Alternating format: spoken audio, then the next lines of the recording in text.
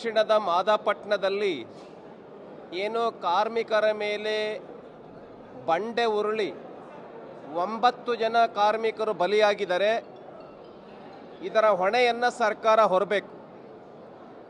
ಯಾಕೆ ಅಂತ ಹೇಳಿದರೆ ಇವತ್ತು 9 ಜನ ಅಮಾಯಕ ಕಾರ್ಮಿಕರು ಏನು ಯಾವುದೇ ತಪ್ಪಿಲ್ದೇನೆ ಆ ಒಂದು ದುರ್ಘಟನೆಗೆ ಬಲಿಯಾಗಿದ್ದಾರೆ. ಈ ವಿಷಯಕ್ಕೆ ಸಂಬಂಧಪಟ್ಟಂತೆ ಕೂಡಲೇ ಸರ್ಕಾರ ನಿರ್ಧಾರವನ್ನು ತೆಗೆದುಕೊಳ್ಬೇಕು. ಯಾರು ಕಾರ್ಮಿಕರ ಮನೆಯಲ್ಲಿ ಓದಿರ್ತಕ್ಕಂಥ ವಿದ್ಯಾವಂತರಿದ್ದಾರೆ, ಯುವಕರಿದ್ದಾರೆ, ಯುವತಿಯರಿದ್ದಾರೆ, ಅಥವಾ ಅವ್ರ ಹೆಂಡತಿ ಇದ್ದಾರೆ, ಅವರಿಗೆ ಸರ್ಕಾರಿ ನೌಕರಿಯನ್ನು ಒದಗಿಸ್ಬೇಕು ಅಂತೇಳಿ ನಾನು ಈ ಸಂದರ್ಭದಲ್ಲಿ ಆಗ್ರಹ ಪಡಿಸ್ತೇನೆ. ಯಾಕೆ ಅಂತ ಹೇಳಿದರೆ ಕಾರ್ಮಿಕರು ಅಂತ ಹೇಳಿದರೆ ಅತಿ ಶೋಷಿತರು, ಅತಿ ಬಡವರೇ ಆಗಿರ್ತಾರೆ.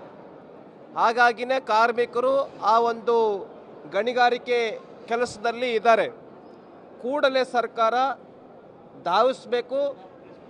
ಅಕಸ್ಮಾತ್ ಸಂಬಂಧಪಟ್ಟ ಮಂತ್ರಿ ಇಲ್ಲದೆ ಹೋಗಿದ್ರೆ ಮುಖ್ಯಮಂತ್ರಿನೋ ಅಥವಾ ಉಪಮುಖ್ಯಮಂತ್ರಿನೋ ಆ ಸ್ಥಳಕ್ಕೆ, ಆ ಘಟನೆ ನಡೆದಂಥ ಸ್ಥಳಕ್ಕೆ ಭೇಟಿಯನ್ನು ಕೊಡಬೇಕು, ಪರಿಹಾರವನ್ನು ಕೊಡಬೇಕು.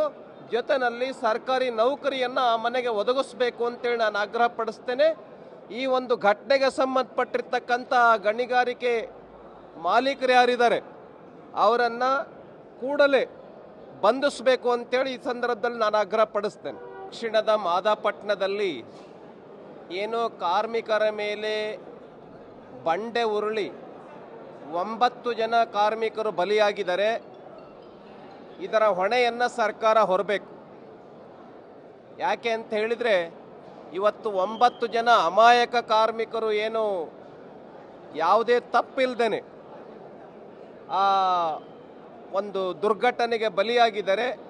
ಈ ವಿಷಯಕ್ಕೆ ಸಂಬಂಧಪಟ್ಟಂತೆ ಕೂಡಲೇ ಸರ್ಕಾರ ನಿರ್ಧಾರವನ್ನು ತೆಗೆದುಕೊಳ್ಬೇಕು. ಯಾರು ಕಾರ್ಮಿಕರ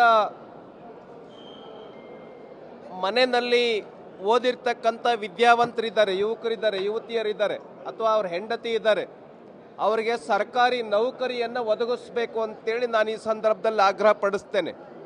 ಯಾಕೆ ಅಂತ ಹೇಳಿದರೆ ಕಾರ್ಮಿಕರು ಅಂತ ಹೇಳಿದರೆ ಅತಿ ಶೋಷಿತರು, ಅತಿ ಬಡವರೇ ಆಗಿರ್ತಾರೆ. ಹಾಗಾಗಿನೇ ಕಾರ್ಮಿಕರು ಆ ಒಂದು ಗಣಿಗಾರಿಕೆ ಕೆಲಸದಲ್ಲಿ ಇದ್ದಾರೆ. ಕೂಡಲೇ ಸರ್ಕಾರ ಧಾವಿಸಬೇಕು. ಅಕಸ್ಮಾತ್ ಸಂಬಂಧಪಟ್ಟ ಮಂತ್ರಿ ಇಲ್ಲದೆ ಹೋಗಿದ್ರೆ ಮುಖ್ಯಮಂತ್ರಿನೋ ಅಥವಾ ಉಪಮುಖ್ಯಮಂತ್ರಿನೋ ಆ ಸ್ಥಳಕ್ಕೆ, ಆ ಘಟನೆ ನಡೆದಂಥ ಸ್ಥಳಕ್ಕೆ ಭೇಟಿಯನ್ನು ಕೊಡಬೇಕು, ಪರಿಹಾರವನ್ನು ಕೊಡಬೇಕು. ಜೊತೆಯಲ್ಲಿ ಸರ್ಕಾರಿ ನೌಕರಿಯನ್ನು ಆ ಮನೆಗೆ ಒದಗಿಸ್ಬೇಕು ಅಂತೇಳಿ ನಾನು ಆಗ್ರಹ ಪಡಿಸ್ತೇನೆ. ಈ ಒಂದು ಘಟನೆಗೆ ಸಂಬಂಧಪಟ್ಟಿರ್ತಕ್ಕಂಥ ಗಣಿಗಾರಿಕೆ ಮಾಲೀಕರು ಯಾರಿದ್ದಾರೆ ಅವರನ್ನು ಕೂಡಲೇ ಬಂಧಿಸಬೇಕು ಅಂತೇಳಿ ಈ ಸಂದರ್ಭದಲ್ಲಿ ನಾನು ಆಗ್ರಹ ಪಡಿಸ್ತೇನೆ.